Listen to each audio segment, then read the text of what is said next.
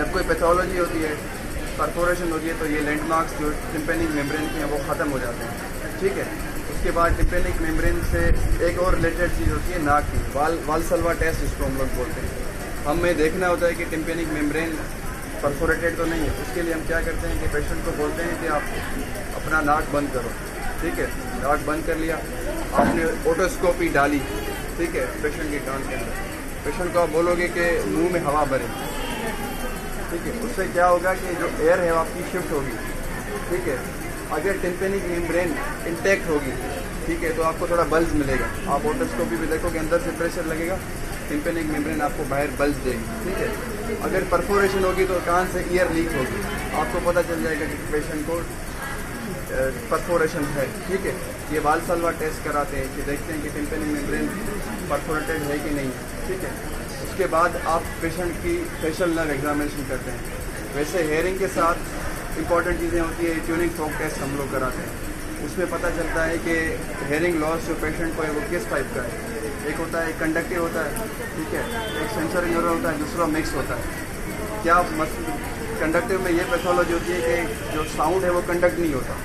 ठीक है, फिर वो एक्सटर्नल ईयर की पैथोलॉजी हो, एक्सटर्नल ऑडिटरी कैनाल की पैथोलॉजी हो, टिम्पेनिक मेम्ब्रेन तक कोई पैथोलॉजी हो, कोई वैक्स है, कोई फॉरेन बॉडी है, जैसे ये पॉलिप है इसके अंदर, तो ये कंडक्शन जो है ना डेफनेस कराता है, क्योंकि आवाज़ कंडक्ट ही नहीं हो रहा। ठीक है, दूसरा होता है सेंसरी न्यूरल के जो सेंसेशन ऊपर जाती है ब्रेन तक, जो ऑडिटरी पैथवे होता है ना, कोक्लिया से अंदर तक जो ऊपर पाथवे, उसमें कोई पैथोलॉजी होती है, कोई ट्रामा होता है, कोई कंजेनिटल नींद होती है, तो उसमें सेंसरी न्यूरल होता है। किन कंडीशंस में मिक्स होता है, कंडक्शन भी ख़राब है, ऊपर भी ये ख़राब होता है सेंसरी न्यूरल भी। तो ट्यूनिंग फोर्क्स हम लोग जो रूटीनली करवाते हैं वो 2 कराते हैं, वैसे 4 हैं। सबसे पहले हम लोग कराते हैं रिलीज टेस्ट कराते हैं। ठीक है, उसका तरीका ये होता है कि हम ट्यूनिंग फोर्क, आप लोगों ने तस्वीर देखी होगी, उसको आप लोग 512 हर्ट्ज वाली वो यूज़ होती है यूटिलिटी, क्योंकि वो साउंड कंडक्शन बेटर कराती है, एयर और बोन कंडक्शन। आप लोग उसको फिर किसी हार्ड जो है एरिया से स्ट्रक करते हो, जिसके बाद उसमें वाइब्रेशंस पैदा होती है ट्यूनिंग फोर्क। आप लोग around 1 to 2 centimetre external artery opening जो है उसके लेवल पे आप रखते हैं। ठीक है, अभी ये होता है आप लोगों को ऐसे नहीं रखना होता है। ठीक है, जब हॉरिजॉन्टल आप प्लेस करोगे इसको तो जो वाइब्रेशन है वो बहुत ज़्यादा जाती है। ठीक है, आपको क्या करना है कि एयर कंडक्शन को, ये एयर कंडक्शन को बोर्ड कंडक्शन से कंपेयर करना होता है। नॉर्मली क्या होता है, पेशेंट यहाँ से ज़्यादा सुनता है, एयर कंडक्शन बेटर होती है देन बोन कंडक्शन। ये मेस्टार्ट पे हम लोग रखते हैं। ठीक है, कंडक्टिव डेफनेस में भी यही होता है। ठीक है, कि एयर जो कंडक्शन होती है वो बेटर होगी बोन कंडक्शन से। ये लोग हम लोग रिलीज़ कराते हैं। रिलीज़ का तरीका ये होता है कि आप पेशेंट को बोलोगे कि आपको आवाज़ आ रही है, पेशेंट बोलेगा ठीक है। आपने स्विच करके जो बैक एंड होता है जहाँ से आप होल्ड करते हो वो आप मेस्ट्रल टिप पे रखते हो। ठीक है, पेशेंट को पूछेंगे आप कि आपको आवाज़ आ रही है, बोलेगा, तो आपको पूछना है पहले वाली आवाज़ बेहतर थी या जो बाद में आपको सुनेगी वो बेहतर थी। ठीक है, अगर पहले वाली बेहतर थी तो air conduction was better than bone conduction. ठीक है, वो कंडक्टिव नॉर्मली भी होती है, कंडक्टिव डेफिनेटली होती है। अगर bone conduction is better than air conduction तो रिलीज नेगेटिव हो गया। ठीक है, उसका मतलब कोई सेंसरी न्यूरल काज है। ठीक है, उसके बाद आप करते हो वेबर्स टेस्ट करते हो, उसमें भी आप इसी तरीके से स्ट्रक करते हो। ठीक है, उसके बाद 2 एरियाज है, या आप सेंट्रली यहाँ पे रखो ट्यूनिंग फोर्क का जो बैक एंड है यहाँ रखो, या आप ऊपर वर्टेक्स पे रख सकते हो। ठीक है, आप पेशेंट से पूछेंगे कि आपको आवाज़ कौन से कान में सुनाई दी जा रही है। ठीक है, नॉर्मली क्या होगा कि दोनों में इक्वल होगी, ना यहाँ शिफ्ट होगी ना यहाँ शिफ्ट होगी। ठीक है, अगर कंडक्टिव डेफनेस होगी, पेशेंट के यहाँ मसला है, पेशेंट बोलेगा कि मुझे इस कान में सुनाई दे रहा है। कंडक्टिव डेफनेस में लेटरलाइज होगी डिजीज ईयर में। ठीक है, अगर इनसे पूछेंगे वेबर्स टेस्ट के आपको आवाज़ कहाँ सुनाई दे रही है, वो आपकी डिजीज एयर में, पेशेंट का लेफ्ट ईयर वहाँ जाएगा। ठीक है, अगर सेंसरी न्यूरल काज होगा तो अपोजिट ईयर में, आपको पेशेंट बोलेगा कि मुझे सीधे कान में, ये बोलेगा मुझे सीधे कान में सुनाई कम दे रहा है, या ये आवाज़ जो है वहाँ जा रहा है। आपको पता चलेगा कि ये वेबर्स टेस्ट जो है वो नॉर्मल ईयर की तरफ जा रहा है, तो आपको काज पता चलेगा कि सेंसरी न्यूरल है। बाकी एब्सोल्यूट बोन कंडक्शन और शॉबेक्स टेस्ट जो रूटीनली बहुत कम करते हैं। ठीक है, तो ये 2 रूटीन टेस्ट में आपको हेयरिंग में वो काम आती है। आप जबकि वार टेस्ट में आपसे करवाते हैं तो ठीक है, ये रिलीज तो वेबर्स मोस्ट इंपॉर्टेंट होती है, आप लोग वो करवाएंगे। उसके बाद आप पेशेंट को की फेशियल नर्व देखेंगे। फेशियल नर्व क्यों देखेंगे हम लोग पेशेंट की,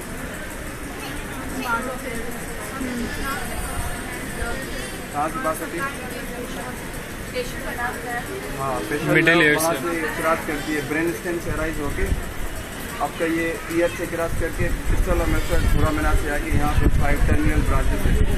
तो आपकी इंपॉर्टेंट है, बहुत इंपॉर्टेंट है ईयर सीएसओ में आप फेशियल नर्व एग्जामिनेशन करते हैं, ठीक है।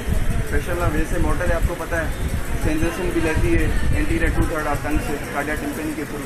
तो आप फेशियल नर्व का एग्जामिनेशन क्या करेंगे, आप देखेंगे कि सप्लाई कहाँ कर सकता है, ठीक है। पेशेंट को आप बोलोगे हेड सीधा रखें, ठीक है, और पेशेंट को बोलोगे आप ऊपर देखें।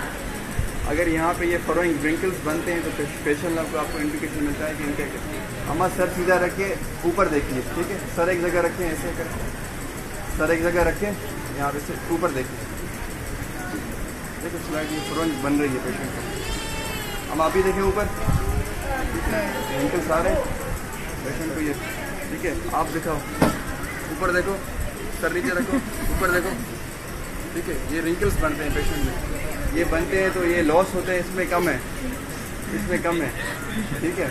रिंकल्स बनते हैं तो आपकी फेशियल नर्व इंटेक्ट है। एक ये हो गई। अम्मा जोर से आंखें बंद करो, आंखें खोलो, ठीक है। किसको सप्लाई करती है, आर्बिकुलस ओक्यूलाई को करती है। यहाँ किसको करती है, फ्रंटलिस को करती है, मसल को सप्लाई करती है। अगर डिजीज़ होगी तो इनको सप्लाई नहीं करेगी। क्लोज पेशेंट आई करता है, जोर से ओपन करता है, इसका मतलब इंटेक्ट है। उसके बाद आप पेशेंट को बोलो दांत दिखाओ अम्मा, ऐसे दांत दिखाओ, ठीक है। पेशेंट की अगर फेशियल नर्व जाएगी कहीं की तो पेशेंट जब मुंह खोलेगा डेविएशन होगी पेशेंट की, एक साइड जिस साइड की लीन होगी अदर साइड का वो डेविएट होगा, ठीक है। अम्मा मुंह में हवा भरो, ऐसे करो, देखो। आप लोग फिर इसको रिस्पेक्ट करोगे ना, वो जल्दी नहीं वो जो है ना डिप्रेस हो जाएगा पेशेंट। आप नॉर्मली करोगे तो आप लगाओगे एयर नहीं निकलेगी। अगर फेशियल नर्व पैल्सी होगी तो आप रिस्पेक्ट करोगे तो एयर लीक हो जाएगी पेशेंट, ठीक है। उसके बाद हम लोग ये 4-5 चीज़ें कराते हैं फेशियल से। उसके बाद जो स्मेल का टेस्ट होती है एंटीरियर 2/3, वो भी हम फेशियल नर्व एग्जामिनेशन में कराते हैं, ठीक है। तो ईयर के एग्जामिनेशन में फेशियल नर्व हो गई, आपका फोरहेड हो गया, ठीक है। टीथ दिखाओ, आंखें बंद करो, मुंह में हवा भरो, ठीक है। टेस्ट हो गई 5 चीज़ें फेशियल नर्व के। उसके बाद आप देखते हैं कि पेशेंट की कोई कॉम्प्लिकेशन तो नहीं है। उसमें आप हिस्ट्री में फिर बहुत सारी चीज़ें पूछते हैं। पेशेंट को वर्टिगो, हेडेक, ठीक है। हेडेक क्यों पूछते हैं, वो इंट्राक्रेनियल कॉम्प्लिकेशन के लिए बहुत इंपॉर्टेंट होता है, ठीक है। कि लियन इतनी एक्सटेंसिव हो गई है, खास करके जो इंटीरियर के रीजन से पेशेंट्स आते हैं उस वो कॉम्प्लिकेशन के साथ आते हैं, उनमें बहुत ज़्यादा वो कॉम्प्लिकेशन होती है। तो ये चीज़ें इंपॉर्टेंट होती हैं हिस्ट्री में। एग्जामिनेशन फिर आप ये बेसिक चीज़ें आपसे 3rd ईयर की लेवल पे हम लोग कराते हैं कि ओटोस्कोपी है, वो कैसे रखनी है, क्या क्या देख सकते हो उसमें। एक्सटर्नल ऑडिटर कैनाल में क्या देखोगे, विद स्पेकुलम और विदाउट स्पेकुलम। इंस्पेक्शन में क्या देखोगे, पेशेंट बैठा होगा आपका टेस्ट में, आपसे करवाएंगे इसका ये देखो, इसका वो देखो, ठीक है। फिर लॉन्ग केसेस में आप पेशेंट का नोज़ भी एग्जामिन करते हो, ओरल कैविटी भी करते हो ईयर एग्जामिनेशन में।